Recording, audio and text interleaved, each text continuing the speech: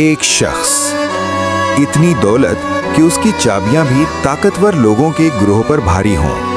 ایک نام جسے کبھی لوگ رشک کی نگاہ سے دیکھتے تھے، مگر پھر زمین نے اسے نگل لیا۔ کیا تھا وہ غرور؟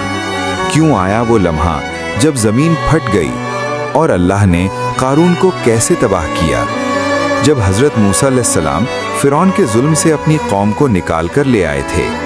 قرآن کریم سورہ القصص میں اس واقعے کو تفصیل سے بیان کرتا ہے۔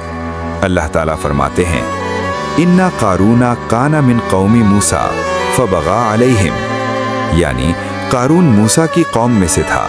اگلے دن وہی لوگ جو کل حسرت کر رہے تھے کانپ اٹھے۔ اللہ جس کے لیے چاہتا ہے رزق کشادہ کرتا ہے۔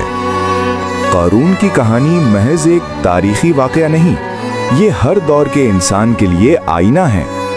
قرآن سورہ قصص میں واضح کر دیتا ہے، دولت آزمائش ہے، اگر شکر ہو تو نعمت، اگر غرور ہو تو ہلاکت۔ رسول اللہ صلی اللہ علیہ وسلم نے بھی متکبر لوگوں کے بارے میں سخت تنبیہ فرمائی۔ صحیح مسلم کی روایت کے مطابق آپ صلی اللہ علیہ وسلم نے فرمایا، جس کے دل میں رائی کے دانے کے برابر بھی تکبر ہوگا وہ جنت میں داخل نہ ہوگا۔